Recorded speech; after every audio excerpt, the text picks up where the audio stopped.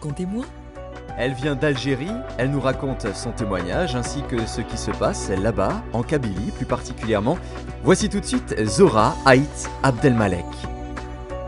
Je faisais une formation en biologie pour être enseignante. Donc je finissais, j'étais jeune mariée. Et alors j'avais une amie algérienne. On s'appréciait énormément. Elle me paraissait particulière par rapport à tout le monde.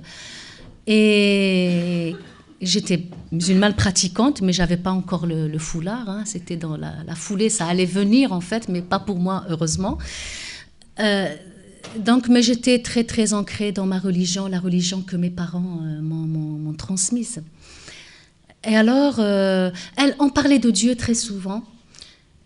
Mais au fil du temps, des semaines, je me rendais compte qu'on ne parlait pas le même langage sur Dieu. J'aimais Dieu, elle aimait Dieu, mais alors nos discours étaient complètement divergents. C'était plus. Mais alors je lui demandais, mais où c'est que tu as vu ça dans le Coran? Voilà, des choses comme ça. Et elle a beaucoup hésité parce qu'encore une fois, c'était à l'époque où le FIS, donc le Front islamique du salut, prenait énormément d'ampleur en Algérie. Donc il y a eu quand même, je ne le savais pas, hein, moi, à cette époque, mais des chrétiens persécutés par les autorités du pays, mais pas pour la foi. Hein, vraiment, ça, il faut le souligner, mais c'est parce que on craignait de l'espionnage, on craignait des choses qui venaient de l'extérieur pour déstabiliser le régime, etc.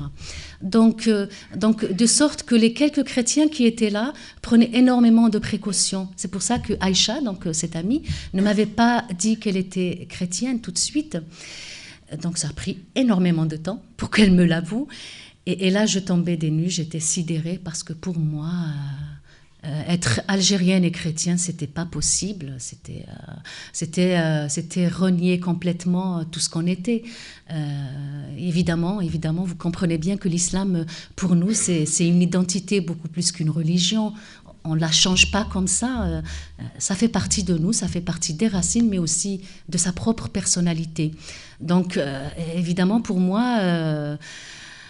en même temps, je l'aimais beaucoup, mais ça, c'était... il fallait à tout prix que je mette un terme à notre amitié, parce que voilà, c'est renier complètement son identité. Alors, le combat interne a duré pas mal de temps aussi, là. Et aussi avec elle, parce qu'en même temps, je me disais, il faut qu'elle revienne à la raison. Je priais même mon Dieu de l'islam de la faire revenir à la raison, cette amie, parce qu'elle était complètement partie.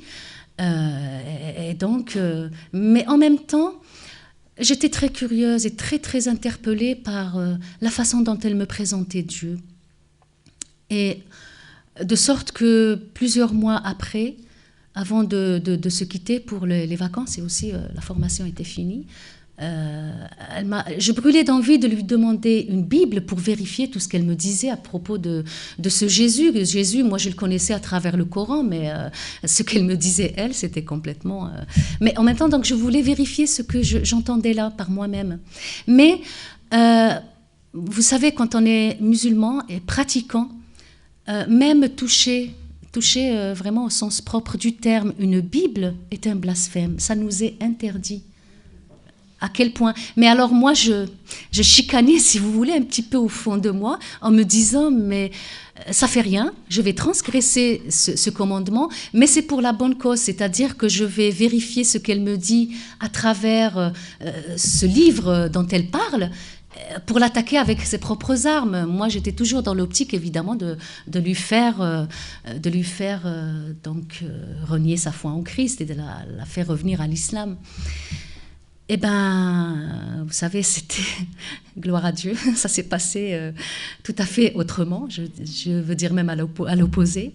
De sorte que cet été-là, ma fille était un bébé, ma fille maintenant qui a 19 ans, c'était un bébé, et je la négligeais complètement, de sorte que, avec mon mari, on avait des problèmes, parce que lui, musulman, mais de nom, n'était pas du tout pratiquant, même pas le ramadan. Mais pour lui, c'était stupide. Mon combat, prendre la Bible et le Coran en même temps pour trouver absolument la vérité. Donc pour lui, c'était stupide. Mais il me disait, mais que Dieu soit là ou là, mais Dieu c'est Dieu. Et puis voilà, hein, tu n'as pas à te casser la tête. Mais bien sûr, maintenant, je comprends ce qui m'est arrivé. C'est vrai que quand on est saisi par l'esprit, on ne renonce pas si facilement non plus. Donc, pour moi, c'était vital, c'était existentiel de trouver la vérité sur Dieu. Où était Dieu? Était-il dans le Coran ou dans la Bible? J'avais l'impression que j'allais perdre la raison et peut-être même en mourir, parce que même du point de vue santé, j'en dépérissais. J'étais extrêmement troublée. Alors, bien sûr, la raison majeure de mon trouble, c'était que quand je prenais la Bible, et surtout, donc, cette amie m'avait conseillé de commencer par les évangiles. Elle m'avait conseillé de commencer par l'évangile de Jean pour découvrir vraiment ce personnage de Jésus-Christ. Alors, quand je prenais l'évangile de Jean, et puis après, même les autres, j'étais fascinée par ce personnage. Fascinée pas par le côté mystique ou mystérieux ou inconnu, bien au contraire. Parce que vous savez, le mystique et l'inconnu dans le Coran, il n'y a que ça.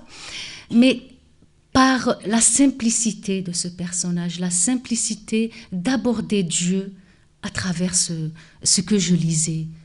Après, je me disais, mais mon Dieu, si c'est ça la vérité, mais c'est beau, c'est tellement simple, c'est tellement... Si Dieu est vraiment là, c'est... Et puis alors, je reprenais le Coran. Évidemment, le Dieu du Coran est un Dieu bourreau. Je ne peux pas l'appeler autrement. C'est ce que j'ai vécu, en tout cas. C'est-à-dire que Dieu vous attend au tournant, en fait. Si vous quittez la religion du Coran, évidemment, vous allez en enfer, vous allez subir toutes les foudres de Dieu, évidemment, mais aussi de la société, de la famille. Vous savez, dans l'islam, l'islam pur et dur, hein, heureusement que c'est pas beaucoup appliqué, sauf dans certains pays actuellement, c'est que quand une femme, plus précisément, renie l'islam pour épouser une autre foi, et en l'occurrence, bien sûr, la foi chrétienne, le devoir de sa famille, c'est-à-dire son père et ses frères, ce n'est même pas son mari, mais son père et ses frères, leur devoir, c'est de la lapider. Et ça, c'est clair. Alors moi, j'avais de la chance parce que, bon, ma famille était musulmane, mais pas à ce point, quoi. C'est pas... Et ça, je le savais. Je savais que je n'avais aucun droit, je n'avais aucune chance d'échapper aux foudres, même si ce n'est pas pour me lapider, mais un rejet de la société et de la famille. Alors vous voyez un petit peu ce qui se passait en moi, cette guerre, et en même temps, donc la simplicité de l'évangile, et puis alors la grande révélation pour moi, bien sûr en dehors de la filiation de Jésus à Dieu. Bon, je l'ai compris, bien que c'est vrai qu'en islam, quand on présente l'évangile, la grande épine, très très souvent, c'est cela. Mais moi, ce qui m'a touché le plus, c'est la proximité avec Dieu, c'est-à-dire moi avec Dieu, et l'amour de Dieu. Mais alors ça, c'est la grande révélation. Je ne soupçonnais pas à quel point Dieu pouvait nous aimer. Et il n'y avait que l'évangile pour me le faire comprendre, bien sûr. Et alors, c'était la grande révélation. Dans l'islam, Dieu est le juge suprême. Dieu, en tout cas, il est tout ce que vous voulez. Bien sûr, il est miséricordieux, oui. Mais sauf amour. Dieu, à aucun moment de ma vie de musulmane, je n'ai rencontré quelqu'un ou entendu, ou dans le Coran, qui parlait donc de Dieu étant amour. Évidemment, avec tout ce que ça renferme comme notion, comme connotation pour l'amour, bien sûr. Évidemment, dans l'islam, dire que Dieu est amour, c'est un grand blasphème. Un grand blasphème parce que Dieu doit être vu comme quelqu'un qui est très loin de nous. Il est là, il nous scrute, il nous juge. Et puis, bien sûr, avec tout ce qu'on doit appliquer comme commandement... Le salut n'est jamais garanti, il faut attendre le jugement dernier pour le savoir. Et alors, donc, vous savez que dans la foi chrétienne, c'est complètement l'opposé. Et je disais qu'à ce moment-là, ce qui m'a touchée donc le plus, c'était cette proximité et bien sûr, comprendre combien l'amour de Dieu est grand pour chaque humain. Bien sûr, le salut par la grâce, j'allais dire que c'était ce qui allait achever mon islamité, en tout cas, hein, ma foi musulmane, malgré ce grand combat entre le Coran et la Bible, parce que quand je reprenais le Coran, j'étais complètement perdue, comme je le disais, je savais très bien ce qui allait m'attendre, etc. Donc, la grâce gratuite offerte à tous a eu raison de ma foi musulmane. Donc, j'ai accepté le Christ, et ça ne s'est pas passé comme ça, bien sûr, vous l'aurez compris, parce qu'à un moment donné, j'étais très faible spirituellement, fatiguée physiquement, etc. De sorte qu'une nuit, il était 2 heures du matin, je me rappelle, j'ai crié au Seigneur. Je lui ai dit, écoute, bon, à l'époque, je ne lui parlais pas comme ça, parce qu'il faut savoir une chose aussi, c'est que dans l'islam, on ne prie pas d'une manière aussi simple que qu'on le fait quand on est chrétien. Je veux dire, Dieu est tellement loin que on récite les versets du Coran. En fait, en gros, la prière s'arrête à ça. Et bien sûr, il y a ce qu'on appelle les da'wah, donc les intercessions, mais ça, très souvent, c'est réservé à des moments précis, à des personnes précises, bon, etc. Donc, moi, à ce moment-là aussi, j'avais la conscience que je transgressais aussi quelque part un commandement de l'islam. Je voulais m'adresser à Dieu directement pour lui dire quelque chose de très, très simple. Lui dire, voilà mon Dieu, je crois en toi, parce que sinon, tout cela n'a pas de sens pour moi, ce combat, etc. Mais voilà, moi, je baisse les armes. Je ne veux plus lutter. Je sais que tu m'entends. Donc, prouve-moi que tu m'entends. Et maintenant, c'est à toi de me dire où tu es. Tu es dans le Coran, tu es dans la Bible. Maintenant, écoute, tranche, moi, j'en peux plus. Je ne veux plus chercher d'ailleurs. Je suis épuisée. Et alors, ce qui s'est passé, c'était instantané. Vous savez, c'est comme vous avez un voile devant les yeux. Et en tout cas, je l'ai vécu comme ça. Et d'un coup, un voile s'est levé. Il s'est jeté en arrière. Et je me rendais compte combien la vérité ne pouvait se trouver que dans l'Évangile.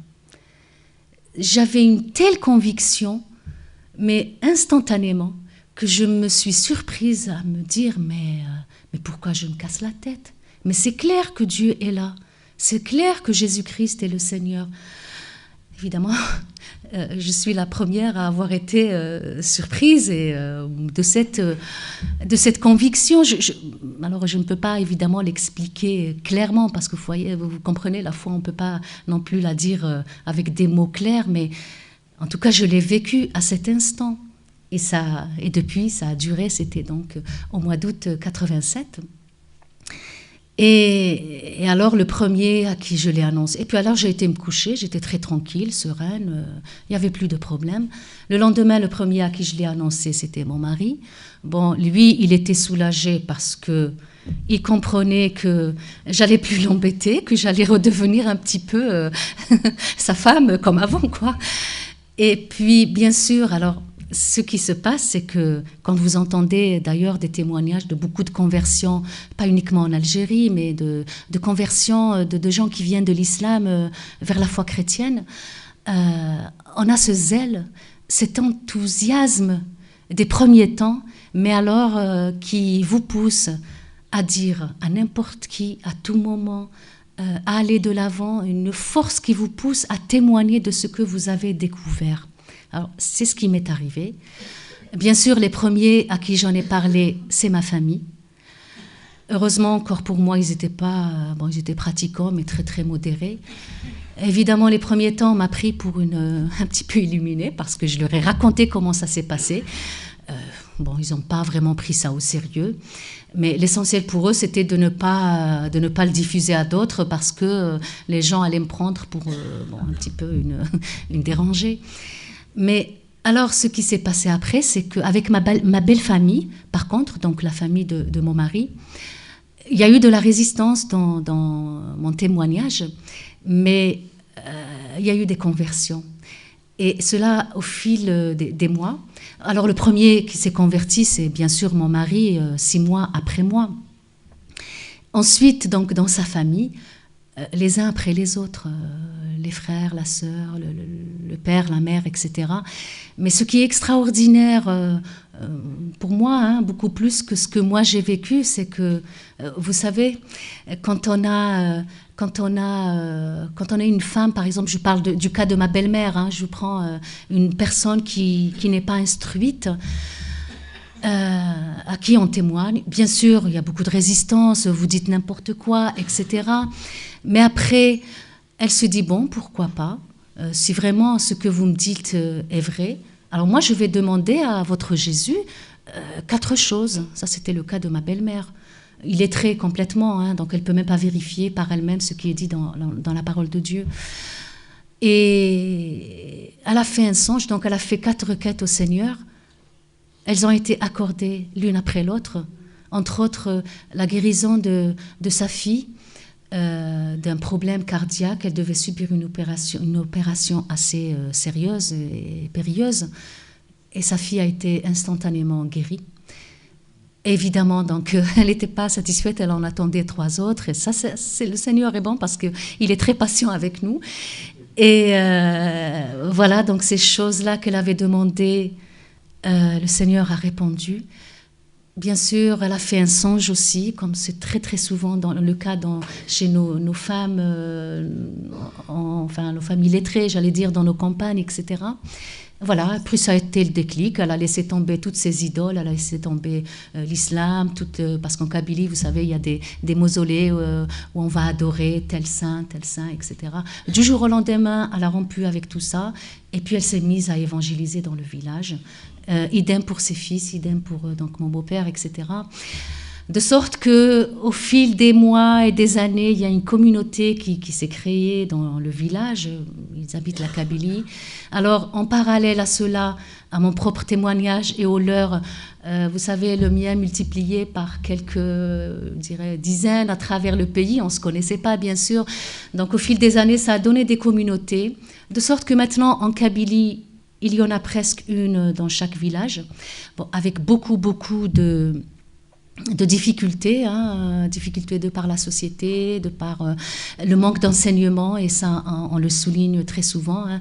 Il nous faut des formateurs parce que les gens se convertissent, mais après, il y a un mur aussi auquel on est confronté, on ne sait plus comment avancer. Il y a des missionnaires qui ont repris ces dernières années le chemin vers l'Algérie pour aider justement à la formation, à la croissance des communautés, etc. Quand on prêchait l'évangile aux gens, un missionnaire arrive dans une bourgade, que ce soit dans le sud, dans le nord, la Kabylie ou peu importe, on se liait d'amitié. Les gens étaient aimables, on acceptait l'amitié de l'autre. De toute façon, ça c'est une qualité ancestrale, on n'y peut rien.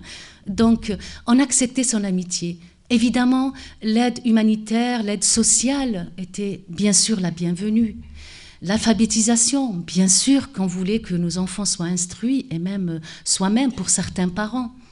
Mais le message du Christ, ça ne pouvait pas passer. Tout simplement parce que quand on est ancré, on est croyant en islam, donc la religion de Mohammed, le prophète de l'islam, croyez-moi qu'il faut vraiment une puissance surnaturelle pour en être libéré. Et là, ce n'était pas du tout évident. De sorte que, alors la plupart des gens à qui l'on apportait l'évangile acceptaient donc cette amitié, acceptaient que l'autre, l'étranger, soit un chrétien, il n'y a pas de problème. On fait avec, on vit avec, on le respecte dans ses croyances et on se lie d'amitié. Mais adopter ce qu'il nous dit, remettre en cause ce à quoi nous croyons, c'était pas évident.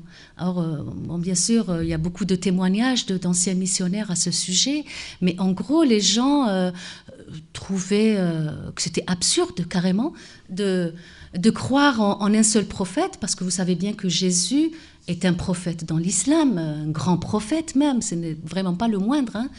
Et d'ailleurs, c'est le seul dont le Coran parle de miracles qu'il a accomplis, etc.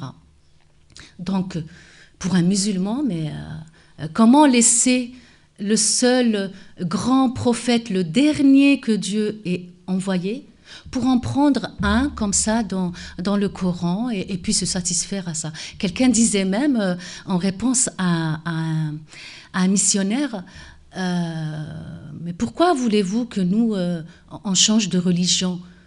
Nous, on a les 3 prophètes, on a Moïse, et c'est vrai que le Coran parle beaucoup de Moïse, Jésus, et bien sûr Mohammed. Donc pourquoi voulez-vous qu'on élimine 2 pour s'accrocher juste à un seul?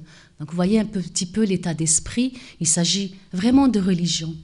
Alors, au milieu de tout ça, pardon, et gloire à Dieu, il y a eu quand même des conversions. Il y a eu des conversions, des gens qui se sont tournés vers le Christ, qui souvent ont payé de leur vie, ou alors qui ont été chassés de la famille, et souvent du village, de la tribu. Donc le prix a été assez fort, le prix pour la conversion. Et donc, avec beaucoup donc, de tribulations, comme je le disais, mais des gens ont pu tenir. Alors ce qui s'est passé, c'est que, bien sûr, au fil des années, vous savez, tout ça, ça s'étale sur un siècle et 30 années quand même, jusqu'à l'indépendance de l'Algérie en 62. Il y a eu quand même des communautés qui se sont formées dans le secret, avec beaucoup de douleur, beaucoup de décès aussi, de morts, parce qu'il y a, par exemple, dans ce qu'on appelle la petite Kabylie, certains villages étaient fortement islamisés, mais en même temps un islam mêlé à du paganisme, où on empoisonnait les convertis. C'est-à-dire, alors à l'époque, le poison connu par excellence, c'était moudre du verre, par exemple, hein, réduire du verre en poudre et le mettre dans le couscous, c'était l'alimentation de base. Évidemment, la personne, après, fait une hémorragie interne et meurt comme ça. C'est très, très souvent arrivé, ce genre de choses. Donc, beaucoup de témoignages de, bien sûr, la mission Roland, Charles March, etc. Bon, beaucoup de gens qui témoignent de ces choses-là. Mais donc, comme je le disais, le Seigneur a quand même suscité une communauté, voire des petites communautés à travers le pays, et notamment en Kabylie, qui ont pu tenir le coup comme elles pouvaient. Bien sûr, toujours accompagnées de missionnaires, entre guillemets, étrangers, qui ne l'étaient pas à l'époque. Mais bon, leur foi vacillait très souvent, parce que là aussi, faire le cheminement dans la foi en Jésus-Christ quand on quitte l'islam, j'en connais quelque chose, ce n'est pas évident. Même quand on a accepté le Seigneur dans sa vie, mais il y a des reliquats, il y a des choses qu'on traîne. Donc c'est un long cheminement, de sorte que ces communautés ont évolué plus ou moins dans la foi en Jésus-Christ. Alors, bien sûr, il n'y a pas eu d'évangélisation en grande pompe. Hein. Vous comprenez bien que c'était trop dangereux, et pour les missionnaires, pour la situation politique, et pour ceux qui se convertissent. Mais ça se fait de bouche à oreille, dans des petites communautés. Voilà. Alors, vous comprenez bien qu'à l'indépendance de l'Algérie en 1962, l'islam était proclamé la religion de l'État. Donc, pour ceux qui étaient là, pour les chrétiens minoritaires qui étaient là, qu'ils soient donc de souche européenne ou autochtone, évidemment, ce n'était plus facile de continuer à vivre. Donc, beaucoup sont partis, bien sûr, y compris donc des chrétiens autochtones. Ils sont partis en France.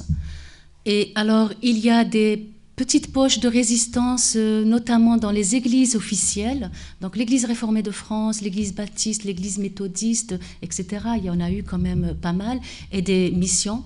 Mais il y a eu aussi une persécution, mais très très subtile, c'est-à-dire qu'on enlevait les locaux, on ne chassait pas parce que vous êtes chrétien, mais parce que l'enseignement que vous donnez, l'enseignement biblique que vous donnez à quelques enfants qui restent encore chez vous, n'est pas conforme à celui de l'école publique. Donc voilà, vos locaux ne servent plus à rien. Évidemment, vous comprenez très bien que c'est des persécutions subtiles, de sorte que les gens n'avaient plus le choix que celui de partir. Alors, il y a eu de la résistance, heureusement, et entre autres, là, vraiment... une chance pour l'Église aujourd'hui en Algérie, c'est que l'Église réformée de France, dès 1963, a pu renouveler ses statuts et s'est transformée en Église protestante d'Algérie. De sorte qu'elle pouvait légalement rester là. Bon, il n'y avait pas grand monde, mais il y avait une présence qui était permise. Et en 1971, les quelques petits missionnaires... petite société missionnaire, à travers toute l'Algérie, vous imaginez l'étendue de ce pays, qui sont restés, ont décidé pour ne pas mourir, pour que vraiment la chrétienté ne s'éteigne pas, la présence chrétienne du moins ne s'éteigne pas dans ce pays, il fallait faire quelque chose. Et voilà, les statuts de l'Église réformée d'Algérie étaient là, alors tout le monde s'est associé à ces statuts, tous les autres, pour donner l'Église protestante d'Algérie. Et gloire à Dieu, parce qu'elle est toujours là. De sorte que, le travail, j'allais dire d'exclusion, plutôt d'expulsion des missionnaires s'est poursuivi jusqu'aux années 80. Et alors là, c'était pour les derniers qui partaient, c'était le désespoir total. Parce qu'en même temps, l'islamisme poussait très très fort de l'autre côté. Sachez que les gens qui sont partis, il y a des témoignages de missionnaires anglaises qui sont parties, qui ont quitté le pays, mais qui ont prié, qui ont formé des groupes de prière très réguliers durant des années, des décennies même, pour le réveil, pour l'évangile dans ce pays. Et ça a porté du fruit, le Seigneur est bon. Donc, on prie, on a l'impression que ce n'est rien, mais quand on persévère, quand on croit que le Seigneur va agir, le miracle se produit. On ne sait pas comment. Alors, les dernières missions qui sont parties, pour faire assez bref, il y a eu quand même des conversions, des gens qui étaient aussi dans les écoles bibliques juste à l'indépendance. Donc, il y a eu un germe qui a été semé dans le cœur de ces jeunes, de sorte que dans les années 80, eh bien, ceux-là ont pris le flambeau. Ils ont pris le flambeau. Ils ont commencé, je dirais, avec rien. Mais alors, rien, si ce n'est, bien sûr, quelques bibles, quelques repères, mais à évangéliser, encore une fois, pas en grande pompe, mais de bouche à oreille, d'une manière très simple, et surtout par un témoignage personnel dans les familles, dans le voisinage, etc. Et moi-même, justement, c'est comme ça que je suis venue au Seigneur, par le témoignage d'une des personnes, j'allais dire résiduelles, qui ont...